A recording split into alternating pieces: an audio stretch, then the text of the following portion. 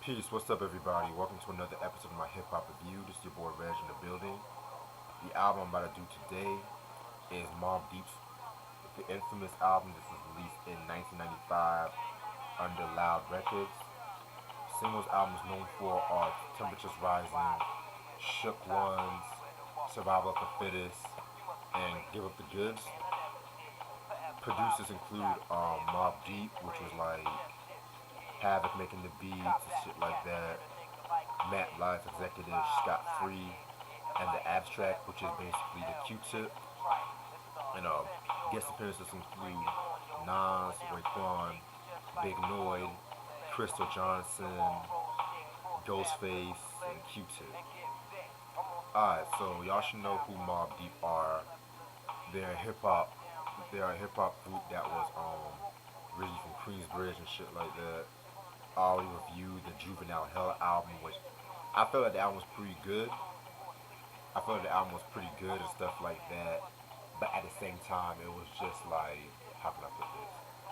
It was like a teen hip hop album with a hardcore edge and shit. And so, due to the album flopping, Fourth and Broadway, Fourth and Broadway pretty much dropped them from the label, and pretty much they were looking around for labels, and that's when Loud Records, at that time they were popular with the Wu-Tang Clan. They were looking for another hip hop group for the label.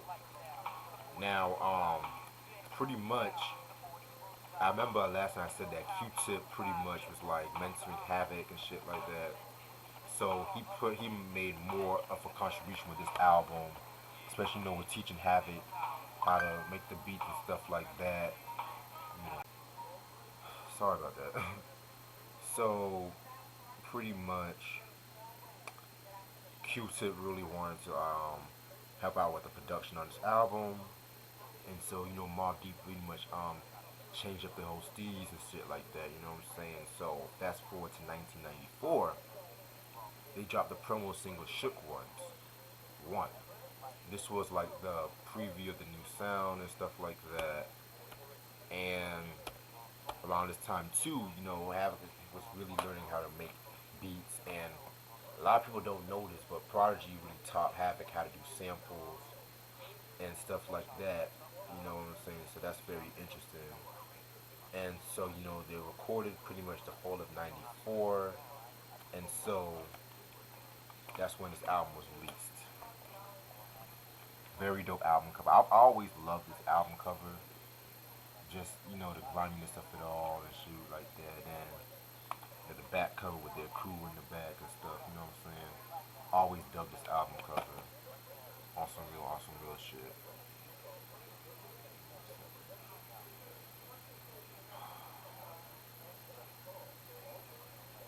Alright, so let me take y'all to the booklet. We got the credits, and both Havoc and Prodigy giving thanks and stuff like that. So, alright, so you know how we do this in this channel. Talk about the tracks, so let's get this shit started. Track number one, to start off your ending, 41st side. Love this track. Love this. To me, it's that beat, that that whole like harp or piano strings that they were using and stuff like that. I mean, they were both going in on this track. I love this project. I mean, this song right here, very dope track. One line in particular that I liked from Prodigy was, hold on, I'm gonna pull it up.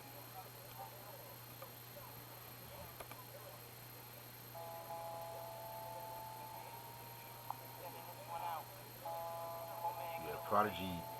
He said this line where he says, "Took her, took her to the wasteway and bent her right over. Stay intoxicated, never sober.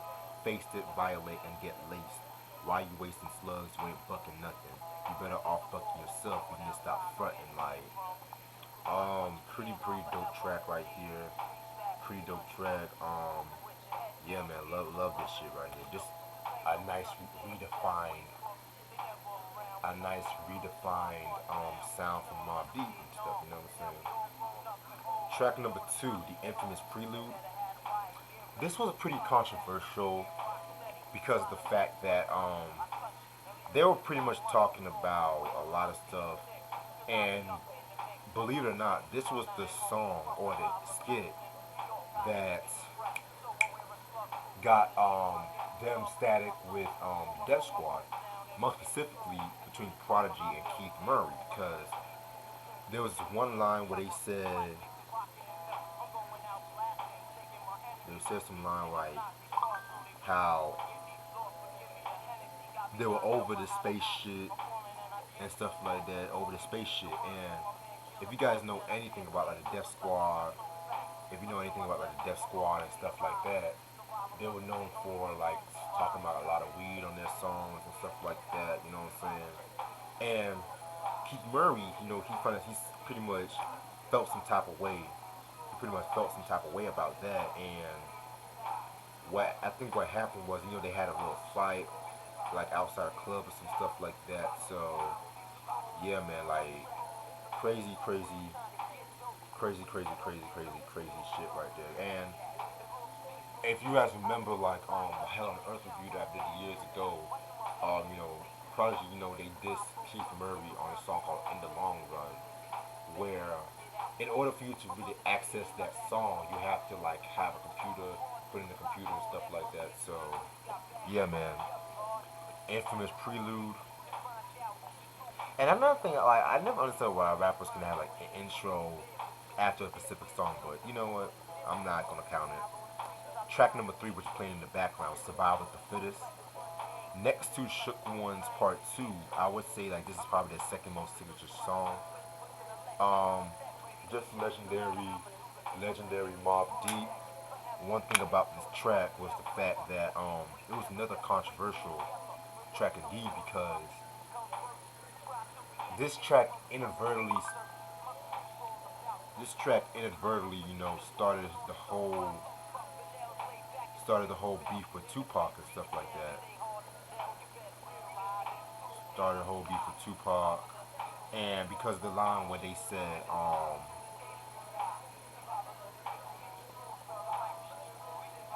Thug Life was still living it in the chorus, and around that time too, Tupac, he was still claiming like the Thug Life name and stuff like that. And if you guys remember, Pac did the Vibe interview, the Vibe magazine interview where he was like in glasses and stuff like that. I need to get my hands on that issue. I was this close to getting it, but Corona. And yeah, man. So pretty much, they weren't even, according to Project, they weren't even dissing Pac with that line. They were just saying like Thug Life was still living it. They're saying that thing. You know what I'm saying? And it was just like an ad lib they were doing. And so that led to Pac, of course dissing them on when he got out on the song "Hit 'Em Up" and stuff like that. But yeah, back to "Survive with the Fittest." Very dope song, very dark track.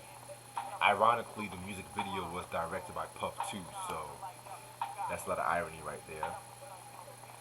Track number four, "Eye for an Eye, Your Beef is Mine." Very, very, very dope track. That Al Green sample, man, gave some of the most grimiest hip hop, some of the most grimiest hip hop tracks, in my opinion and stuff like that. I love that Al Green sample. Havoc definitely did his thing on that track. In my opinion, I feel like Wakeman had the best verse. In my opinion, like shoot, man, like everybody was going in on that. Everybody was going in on that track and stuff like that. Raekwon, and it was like with Raekwon's verse and stuff like that. It was pretty much just like bring that woo flavor to the Mobb Deep and stuff. You know what I'm saying? And so this is also one of the first times when Nas referred to himself as Escobar, because like around like '95, that's when he started referring to himself like Escobar. And yeah, this is another one of Nas's best early verses, in my opinion. Right up there with the verbal intercourse from Only Built from Cuban Links, man. Like, classic out song right here. Alright, so that was off on I Your Beef Is Mine. Track number 5, the Just Step Prelude. Um, Just Step Prelude is basically like both Big Noid and Prodigy dropping rhymes and stuff like that. And according to Prodigy, Big Noid would always like use that rhyme a lot of times in the projects too and stuff. So yeah, that's a very dope track. I mean, dope prelude and stuff like that. They both did their thing, and and leads us into Give Up the Goods, Just Step.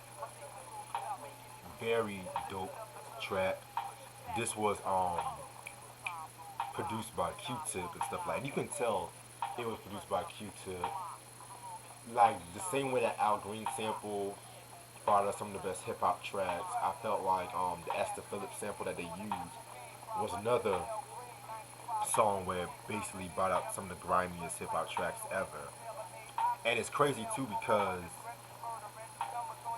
that track, the Esther Phillips track, was used for the LL Cool J song "Pink Cookies in a Plastic Bag" getting crushed by buildings. Which you guys should definitely know. You guys should definitely know and stuff like that. That was the remix to the song from the 14 Shots to the Dome album, which is very underrated album and stuff like that. And pretty much Prodigy did and had pretty much thought the song was whack. I was gonna say the song was whack and stuff like that because it was just, like the title "Pink Cookies in a Plastic Bag" and crushed by buildings alone, man. Like, and so they tried to do their own take on the sample, and this pretty much had one of Big Noid's best verses and stuff like that. Like, as a matter of fact, this has to be my favorite Big Noid verse, where he says, "Go with the RAPPERNOYD. Niggas can't fuck with me. Coming straight out of QB, pushing it in infinity. You ask, can I rip it constantly, mentally, definitely, to the death of me. Come and test me. Trust me, niggas couldn't touch me." If he snuffed like, come on, man. He just stole the show with that track right there. And it's crazy too because that was actually the song that got Big Noid his record deal with Tommy Boy Records, and then he dropped the episode of a Hustler album in '96, which I have to talk about that album one day. One day I gotta talk about that album and stuff. So, and he never really wanted to be like an MC, but still. Tracking the next track, Temperatures Rising. Yeah, it's kind of beginning with Give Up the Goods that a lot of this, probably like the next, after Give Up the next three songs could easily have been my favorite tracks off this album. But I would probably say like Temperatures Rising is maybe my favorite track off this album. It features Crystal Johnson and it was produced by both Havoc and Q-Tip. Again, I found it kind of interesting that Q-Tip not only produced this track, but One Nas is One Life, which both tracks had like similar concepts and stuff like that. But in my opinion, I kind of prefer Temperatures Rising more than One Love. Sorry, not sorry, but and Havoc's verse pretty much was written about his brother Killer Black. Around that time, he was on the run from the police and stuff like that too. So yeah, man, very dope track. Nice usage of the Quincy Jones sample. I believe the sample was from the Body Heat album. Dope album, by the way. And so it's just those drums like that, and then you just have fucking Havoc rapping over the drum beat, and then next thing you know it, once you hear that sample come in like dun dun dun dun, man, it's a timeless track, man. Both this and the original version was pretty cool too. If you guys want to hear the original version, they it's probably like on a re-release version and stuff like that, the infamous archives and stuff. Yeah, Havoc definitely did his thing. Both Havoc and Pete did his thing, but I love the line where Hav said, "I know you need loot, so I sent it through Western Union. You probably knocked down the door in the middle of the night, sometimes around 4, hoping to find who they're looking for, but they won't succeed. All they're gonna find is mad empty bags of weed. But what, son, you got the projects higher than hell. Harder for brothers to get the thug on, but oh well. Son, they know too much. Even the hood rat chick. Oh, you heard who did what? So no, I don't know who did shit. So stop asking. Then I know I'm not going crazy. The windows, I see lights flashing. Oh man, and I know a lot of people say Havoc. I know Havoc is a very dope producer. I'm not gonna deny that, but at the same time, it's just that um his rhyming gets so underrated at times. I felt like the infamous and even Hell on Earth, he dropped some of his best jewels and stuff. I don't know if y'all noticed this, but rocking this Nas and Biggie shirt. Since we're talking about Queen Bridge and shit like that, you know.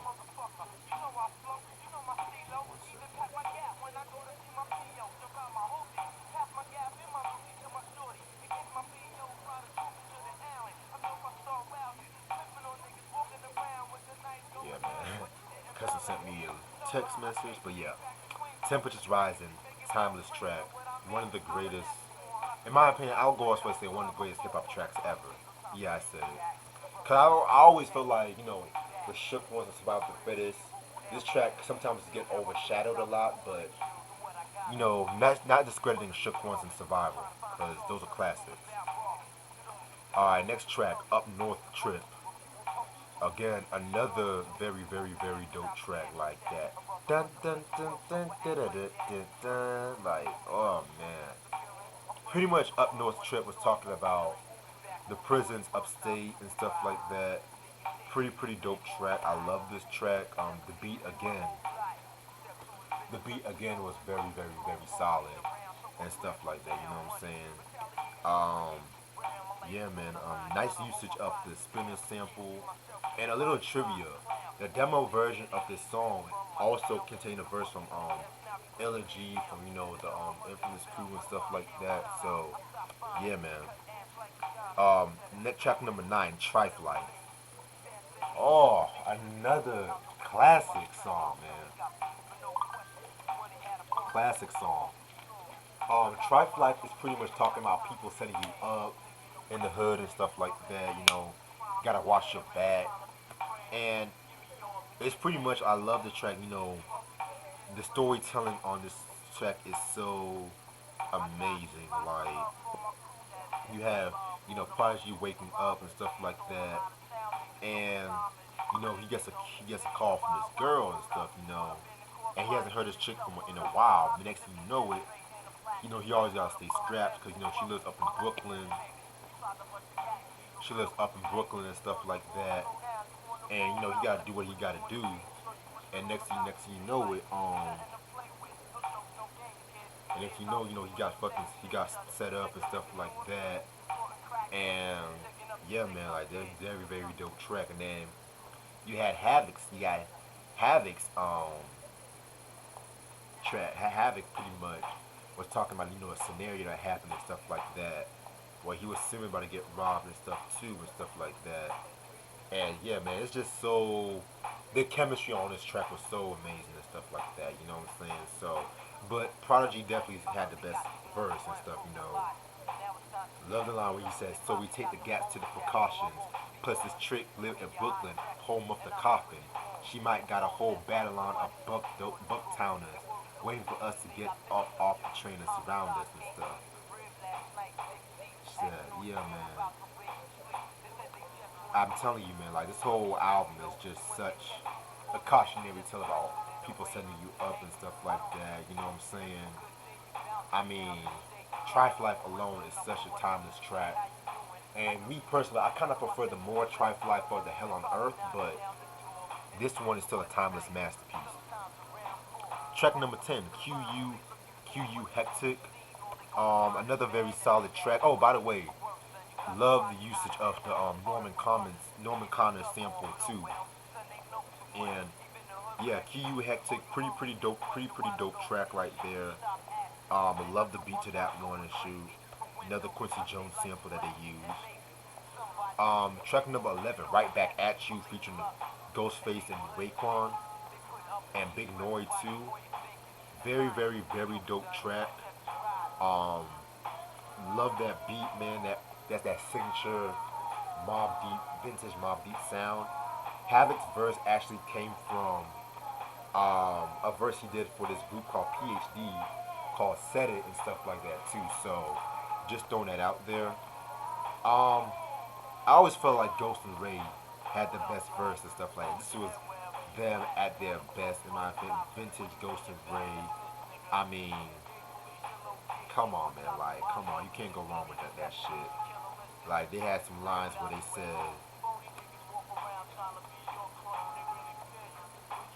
hold on, okay. Who's the richest nigga in the projects? Who got it locked? Rocking convertibles, drop tops, and mad hot. Piece of that whiz kid and players on his team. Who's organized? All eyeballs is on cream. And your whole clique got nothing but raw shit. Whip after whip, stay flashing your dick on tricks, man. Like fucking classic shit right there. Track number 12, The Grave Prelude, which is setting up the stage, for the next track, Creole to the Grave. Very dope, another dope track. Just doing his thing on this one right here. This track pretty much tells the story about a snitch in the neighborhood, and stuff like that, who are Prodigy and Havoc trying to get their hands on and stuff like that. Pretty dope song. Very underrated. I never hear a lot of people talk about this track. Next track. Okay, what's the next track? Drink Away the Pain. Situations featuring Q-Tip. Very interesting song right here. This is another track produced by Q-Tip. And Prodigy and Havoc, they were talking about addictions throughout this track. With the first verse, Prodigy was talking about, his addiction to alcohol. But the way he did his verse was so unique. He made it seem like the liquor was pretty much this chick. Like he said, I used to be in love with this bitch named E and J. Don't fuck with no more now. I fuck with Tangeray. Tangeray introduced me to a first cousin Gold. Last name's English and the first name OD and stuff like that.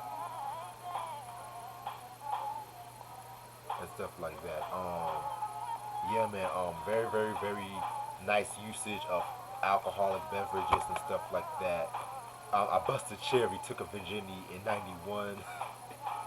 You know, and then the second verse is from Q-Tip, and according to Prodigy, he pretty much did not like Q-Tip's verse because Q-Tip was talking about like clothing designers, like Tommy Hilfiger and stuff like that, Polo, Timberlands, and he pretty much was just like because Tip pretty much wanted his verse to appeal to the females and stuff like that, but a lot of people say he had the best verse on this track, and I never had anything against Tip's verse on this track right here because again it was very unique.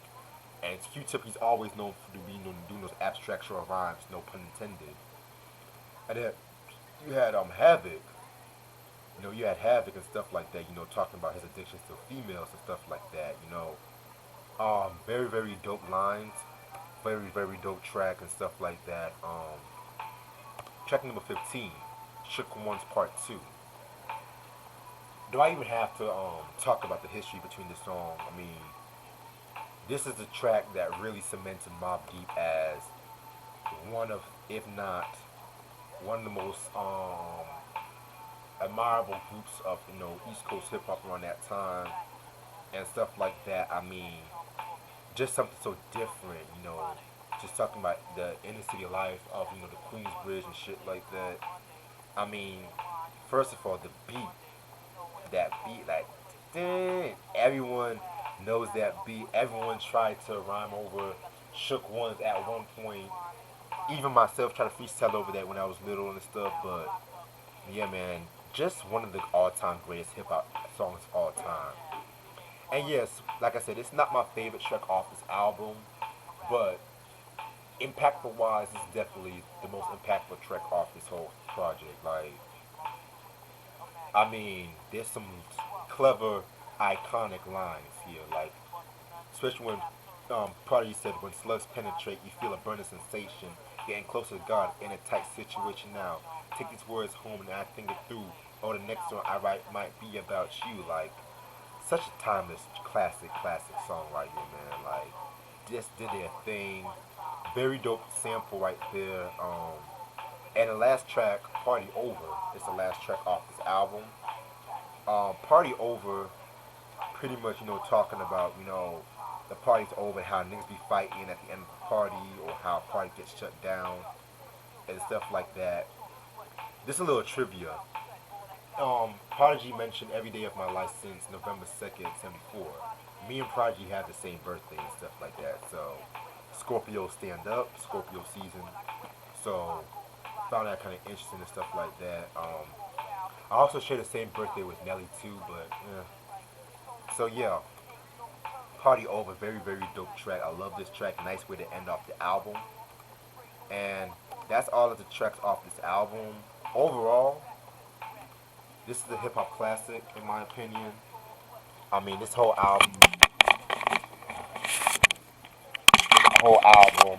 pretty much was the stepping stone to Queensbridge hip hop. Like, they definitely did their thing with this album. Like, redefined themselves. They definitely redefined themselves and stuff like that. Um, One thing about this album that not many people talk about was just the the drums that they would use and the way they would mix the drums was very unique for East Coast hip hop. And I know it's a lot of East Coast cats, and not just East Coast cats, but even like a lot of French producers were trying to emulate how Havoc was doing his drums, using these drums and stuff like that. So yeah, man, this is a very timeless album. It's a hip hop classic and stuff like that. So I would recommend this album. I definitely would recommend this album. This album was actually re-released recently for the 25th anniversary, and they all, like I said before, they also have some unreleased tracks and stuff like that over the years, like Infamous Archives and stuff like that. And even in the last Mobb Deep album that they came out with and stuff like that, the infamous Mobb Deep, they had like a two disc, it's a double disc album where the first disc is like the newer Mobb Deep tracks and stuff like that, and then the second disc is like old unreleased tracks from the infamous and stuff. And what's interesting about that, you have like a lot of tracks, demo tracks of like Eye for an Eye, um, Temperatures Rising, like I mentioned, and stuff like that. So yeah, this, like I said, this is a very very dope album, timeless album. This is a hip hop classic. This is a top 10 hip hop album for me. If you know anyone that loves East Coast hip hop, they don't have this album, they're not a hip hop head. If you know anyone that loves Queensbridge hip hop, they don't own this album, I don't know what to tell you, but this is their, in my opinion, their second best album, because Hell on Earth to me shits all over this, but not by a mile and stuff. So that's all the time I have for this album. Stay tuned for more stuff. Peace.